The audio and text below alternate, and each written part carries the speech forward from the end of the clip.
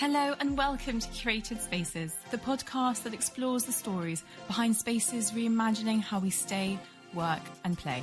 Join me, Molly Cooper, as I sit down with founders, owners and thought leaders to hear about their journey of bringing a space to life. Great spaces shape our lives. They inspire, nurture and connect us. But most importantly, they bring us together to share life's milestones with the people who mean the most to us. So whether you're a traveller, foodie or design seeker, join us as we celebrate the power of spaces and the brilliant people behind them. Today I'm sat in the gorgeous morning room here at the Headland, an iconic building in the heart of Cornwall. With endless sea views, this has long been a must-visit destination for people across the UK and beyond.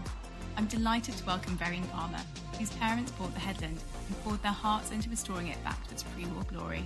I'm really excited to learn all about her family's story and the future of this brilliant building. Veryan, welcome to Curated Spaces. Thank you very much for having me along to talk to you. On this beautiful sunny day as well, really. It's always sunny in Cornwall, particularly in Newquay, of course. Exactly.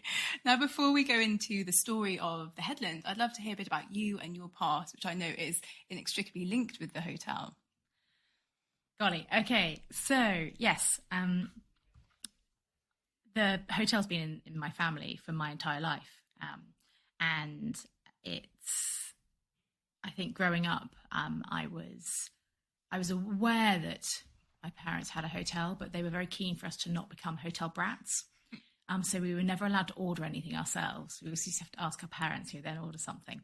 And as children growing up, the hotel used to close during the winter months because the business wasn't there. And I remember bringing my brand new roller skates I got for my birthday in to roller skate on the ballroom floor when I must have been 8 or 9, maybe 10. And my siblings remember riding bicycles down the main stairs in the hotel closure period. So yes, all three of us have grown up with the hotel inextricably linked to us. And yeah. That's amazing. I don't think many people can say that about their new pair of rollerblades, can they? And we're here in Newquay, just off Fistral Beach. Yeah. I'd love to know can you sort of set the scene for our listeners a bit? Where in the world are we? Are there any favourite spots of yours? Well, so we are right down in the southwest of the UK, sort of not quite on the sort of the point of the boot, if you know what I mean. But yes, down in beautiful Cornwall, and we are on the North Cornish coast with its beautiful sandy beaches, not like the pebble beaches on the south coast. As you might guess, it's a bit of a north coast, south coast divide in Cornwall. Feeling that vibe, yeah. And for me, I think the best bits of Cornwall, particularly, and the best bits of Newquay are the amazing beaches in Newquay, many of which are dog friendly, so you can walk your dog on them year round. And then I think for me, it's much more about the seasonality. I mean, the summer season is wonderful because that's what brings us. In a majority of people who live in Cornwall, it's what brings us our income to see us through the quieter winter months. But then you get these beautiful shoulder seasons like now, September, where the crowds have gone and you can get the most amazing, beautiful days of weather. And you can go walking, you can go Southwest Coast Path walking and you won't see anyone. Yeah. It's extraordinary. And I think for me, those are the best, the glorious days of being in Cornwall. Yeah, Cornwall to yourself. Gorgeous. Now let's talk about the Headland. It's quite an iconic building, isn't it? I'd love to learn a bit about its history, when it first started and how things have changed since then. I mean, using the word iconic is quite bold, I think.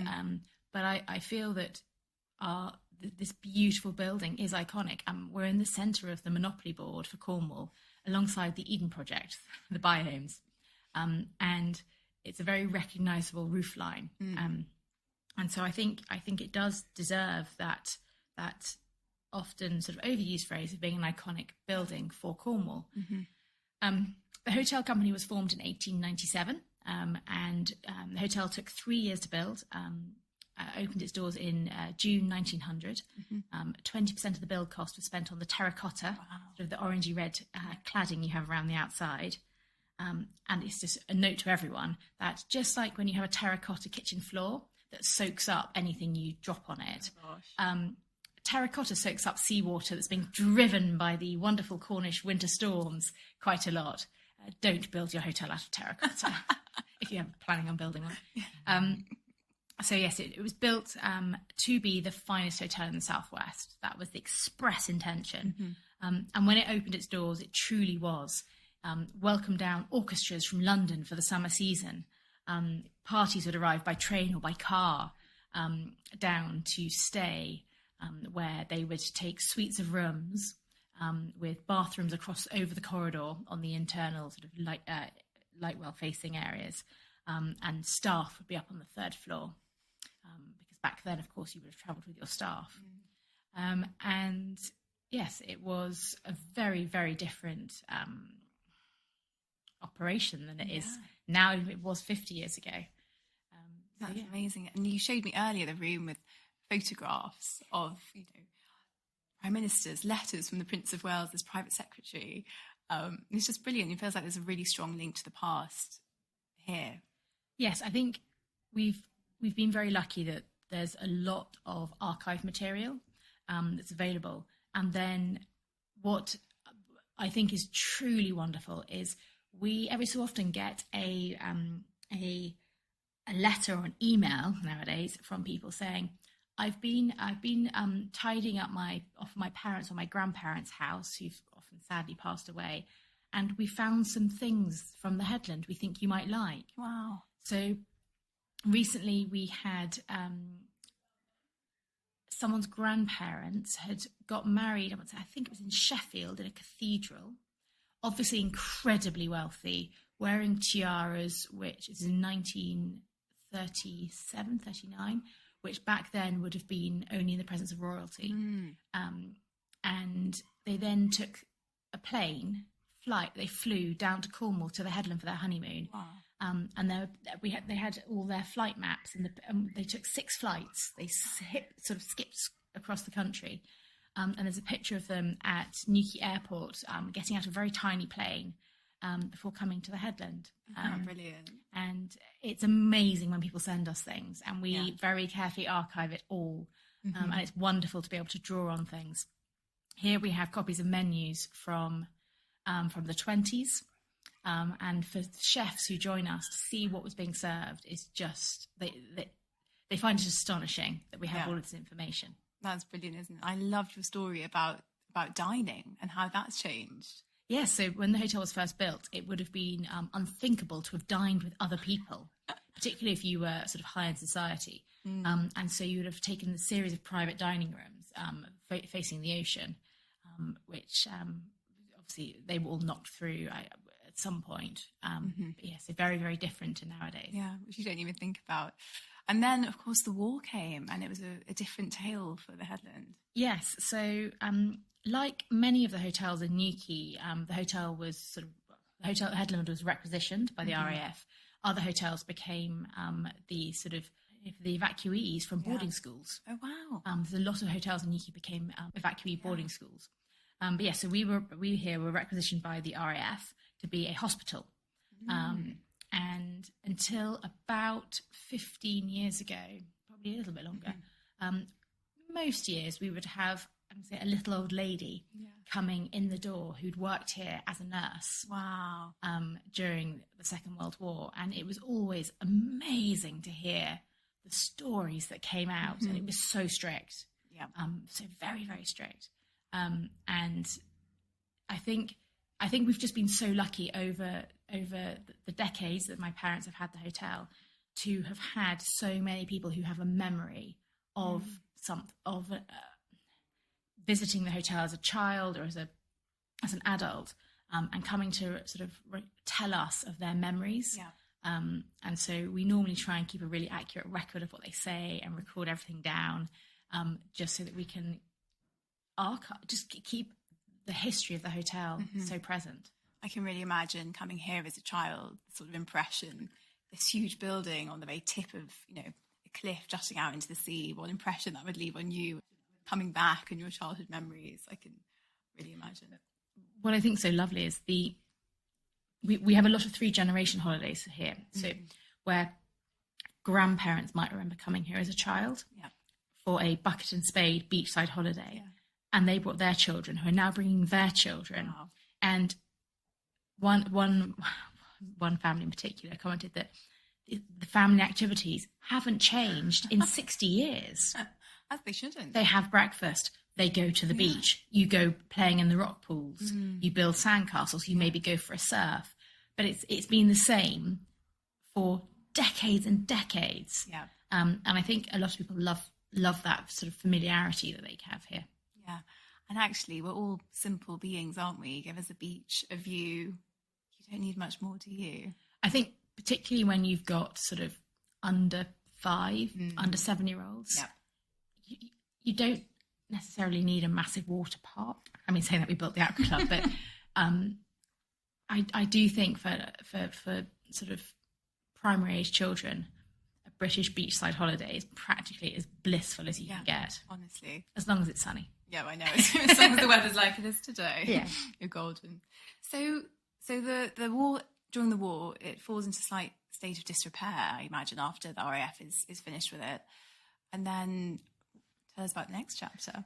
Yes. So during the war, the hotel had very little upkeep done to it. And a hotel like this requires relentless, focused attention to looking after the fabric of the building. And at the end of the war, it was in a state of disrepair, and there was very little building materials to be had. There was very little money around. There was actually also very little workforce. So many of men had died. And the hotel never really got back on its feet properly again for a long time. And it was in, I believe it was late 78, my parents heard that the Headland was up for sale. And I mean, both my parents at the time, they were working in the family hotel, another family hotel in Newquay. My father, they had their own hotel. They'd got married when my mother was 18 and my father was 23. And so aged 23 and 29, they sold everything they had and borrowed lots and lots of money and managed to buy the Headland. Amazing. Which 23 and 29 years old is unthinkable nowadays. It just seems baffling, doesn't it? Baffling. Yeah. That the bank would take such a chance on something. But saying that, it was in such a rundown repair that you couldn't really sleep on the 3rd floor or the 2nd floor. It really was in a terrible state of affairs. There was blue carpet up the walls in the front hall reception that the fire brigade told my father that he had to take down. He wanted to open the hotel. I think an inspector told them that they were barely scraped 2 stars the eve before they opened for their first summer season in 79. So yes, it was a very, I mean, unthinkably big project for a young married couple to take on. And they then spent the last 44 years pouring all their attention, all their profits, every penny of reinvestment back into the property. And it was awarded 5 stars in November 2019, which was couldn't have even been considered a decade ago that Cornwall would have a 5-star property. Yeah. So yeah, it's astonishing what they've achieved. It's really amazing. And there's that really funny story of your mum being asked. Someone wanted to speak to the owner. Yes. My mother, bless her, had a few struggles when she was young. Certainly, I think she said it got a bit better after she turned 30. But people would ask to speak to the proprietor. And she would come out and say, "Yes, I'm Mrs. Armstrong." She'd say, "No, the real Mrs. Armstrong. That is me." And people just wouldn't believe that she was the owner of the hotel with my father. It's just, well, to be fair, I can see where they're coming from. If you imagine a 23-year-old here restoring such a building, but it's an amazing story. And the space today. So a lot of what you touched on, the history, this idea of pouring all the effort, their attention, the profits. I walked in and the welcome at the check-in desk was just so warm. And the family in front of me have obviously been here several times, and lovely to see you again. It really feels like it's retained that warmth and that sort of investment and focus on its own people and building more than just a commercial building, a hotel to make profits here. How does that sound about the building today? I think that is the difference nowadays, is there are actually very few family-owned properties really left, hotels, even fewer luxury family-owned properties, and ones that have been owned for so long by the same family. Here we like to think of ourselves as we're 5-star Cornwall, not formal, and we encourage our team to be really friendly and to be really welcoming. And when they're at induction, explaining to people that just as scared as you were walking down the drive for your first interview here or for your first day here, it's just as scary for some of our guests. Yeah. We have a really imposing building that looks scary to most people, everyone. And so we need to almost overwhelm people with welcome and kindness so that they can feel relaxed and realise that we're all just a crazy bunch of people that work here anyway. And that really resonates. And the kindness you spoke about, I know you do so much for your staff and really try and get as many people involved and working here. And you have, was it up to the age of 86? Yes, so I truly believe that hospitality is an industry that can be very, very inclusive. So we employ a team. I have a team of staff who age from 14 to 86. We have a lot of, or every summer we employ 14 and 15-year-olds on a summer placement scheme paid at £9 an hour. Lovely. Plus normally £1 to £1.50 an hour of service charge. So they do very well. And they graduate at the end of the summer. So next week, the Saturday is the summer graduation, which is very exciting.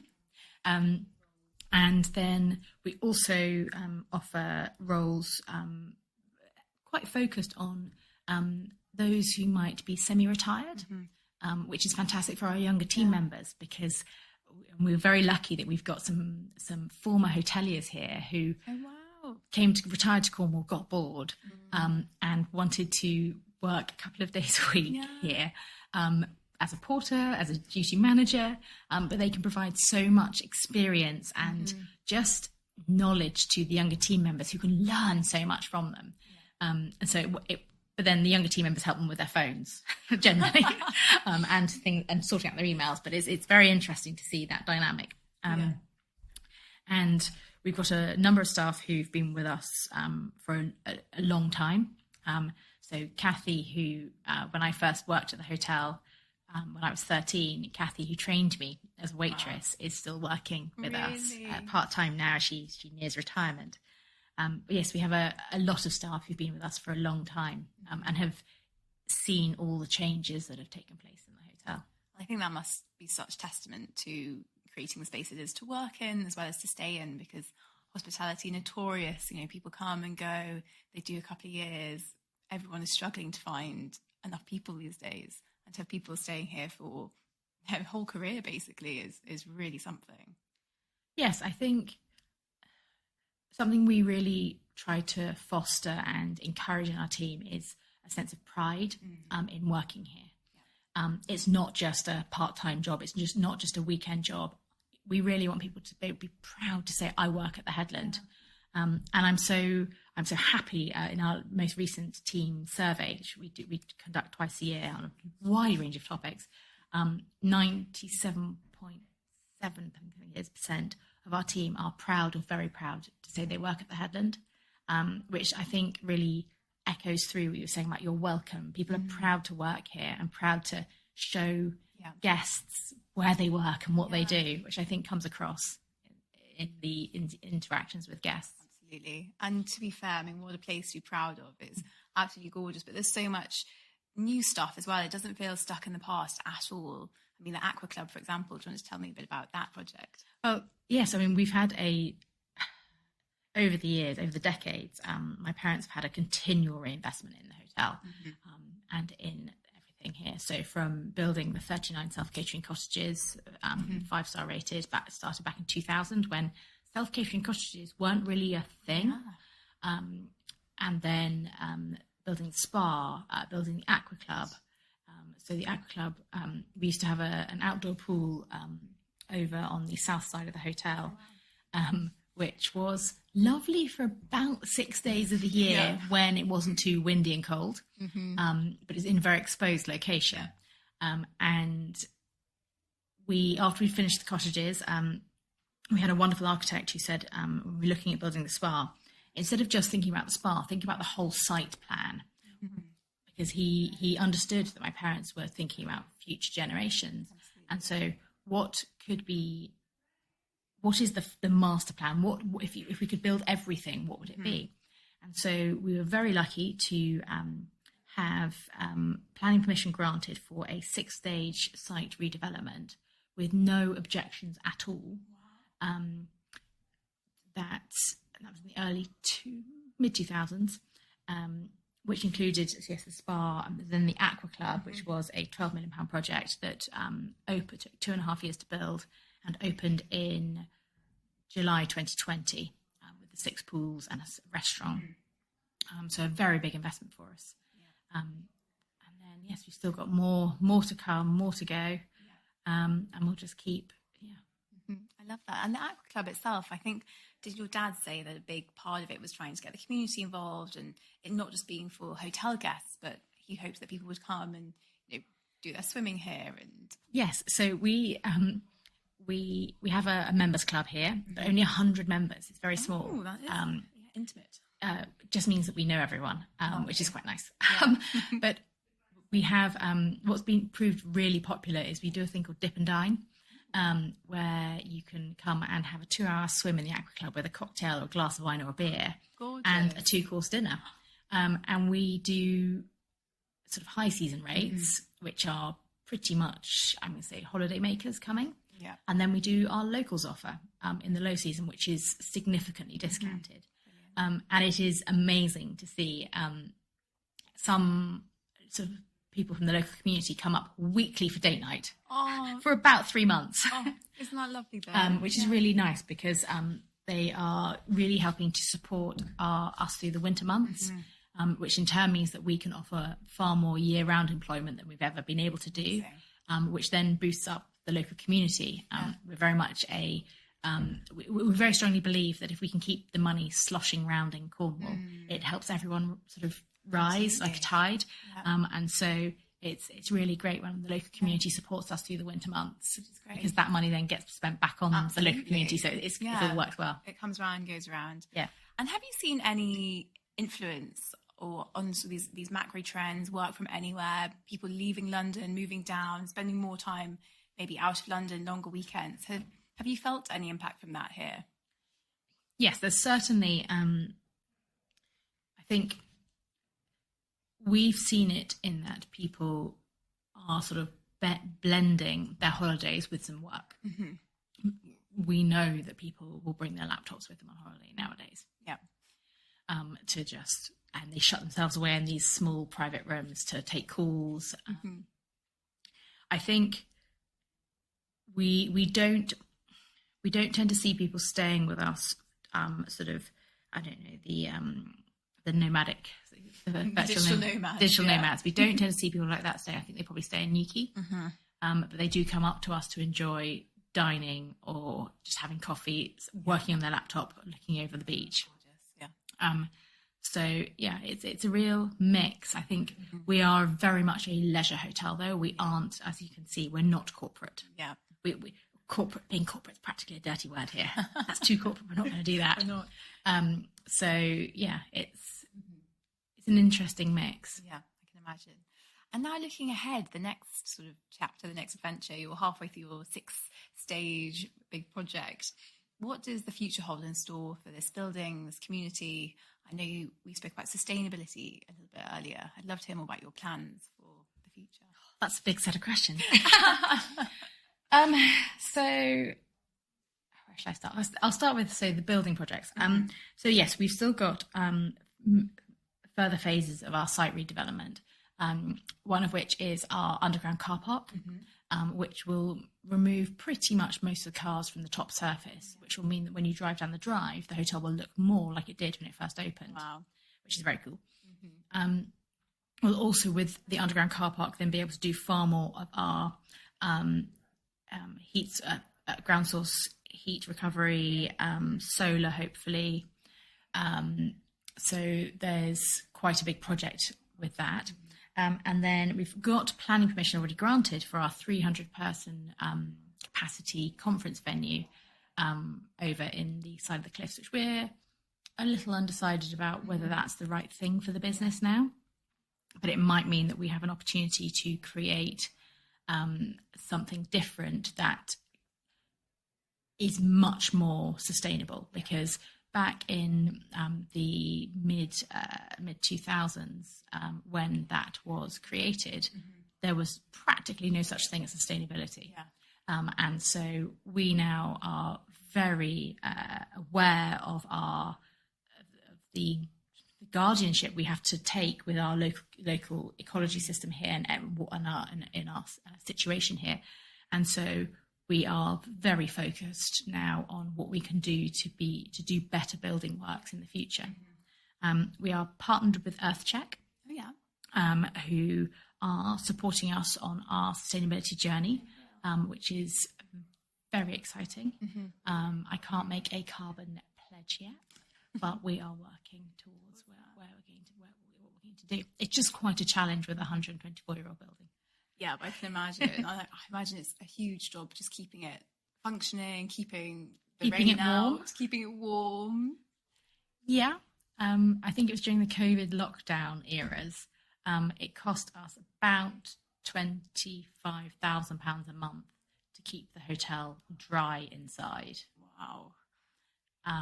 That was before energy costs went up. Oh my gosh, which is, again, it's just such a huge number, isn't it? And then, yeah. So do you think you would be able to get to the state where you are mostly self-sufficient, or will you still need to? At the moment, so we are currently reinstating our water boreholes, which we used to have here, and were closed because we were asked to close them, but we're now reinstating them because we've been asked to reinstate them, which is really exciting. We gather all the rainwater that falls on our ground in attenuation tanks for our grey water. So we are really moving forward with what we're doing. Sadly, we had put in for planning permission for some solar panels, a few solar panels that would have would have created, because they're on the perfect plane to do 30% of our electrical energy into the hotel, which would have been astonishing. But sadly, the town council decided to change their minds on permitting us to do that. But we will keep pushing forward. It's something that it's not going away. We have to act now. And we are very much moving forward on our journey with this. I'm going to do a bit. Well, that sounds really exciting. It's been such a pleasure talking to you today, Veryan. Before we do go, I've got one game of Dream Spaces to play with you. Imagine you've won the lottery, you're cashing in your check for the millions, so money is no object. I'm going to give you 3 spaces you'd like to retreat to. Number 1 is somewhere to escape away from it all, to detox, detach from the world. Where are you heading? I'm going to the Los Roques Islands on the archipelago off Venezuela. Wow, that was very quick, and I wasn't expecting you to say that. Why did you pick that space? I went travelling there back in 2005-06, and I've never been somewhere where the inhabitants of the islands live there. It's about 200 people, and you get deposited on a sandy atoll in the middle of nowhere every day by a fishing boat, and you hope they come and pick you back up. Amazing. And you were truly sort of on a desert island. And I think for me, there's no Wi-Fi. There is nothing. For me, being dumped on a beach with a book is pretty much up there with how I would escape from everything. About as good as it gets, isn't it? Yeah, it's just quite a long way away from here to Cornwall. It's a while to go, isn't it? Do they fly direct from Newquay? Yeah, sadly not. Okay, next one. Ultimate birthday party. Where are you hosting it? My my 40th this year. Oh. I'm hosting a party here. I'd probably say probably top of a ski mountain somewhere. Lovely. Do you have any favourite spots? Many. I think just being somewhere out in the fresh air. It's not really a building. Sorry, that's all right. It's yes, all of my places here are probably they're outside spaces. I love that, outside to get that fresh mountain air. Amazing. Okay, and then last one is bucket list trip of a lifetime. Where are you going? Is there anywhere special you want to stay? Special to stay? You can't ask a hotelier that question. That's too difficult to answer. On my list. Yeah. Too many. I mean, just too many places I'd love to go and stay.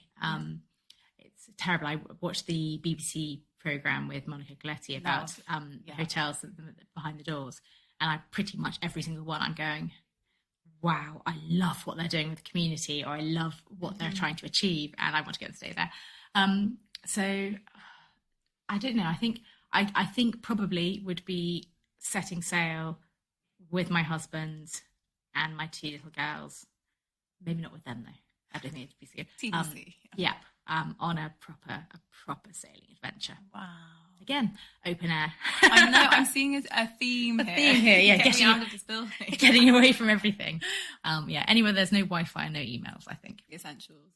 Amazing. Well, it's been such a pleasure. Thank you so much for sharing the story of the Headland with me. Thank you very much for having me on your podcast. Thank you very much.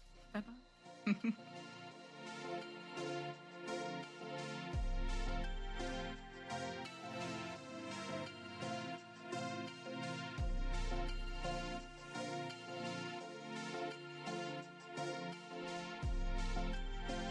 Thank you so much for listening to this episode of the Curated Spaces podcast. For more information and content around any of the spaces we feature, head to our website or Instagram, and don't forget to subscribe to have new episodes delivered straight to your inbox every Wednesday. And if there's a special place in your life that you'd like to hear on the Curated Spaces podcast, please do get in touch, as we're always on the lookout for more brilliant spaces to share with the world.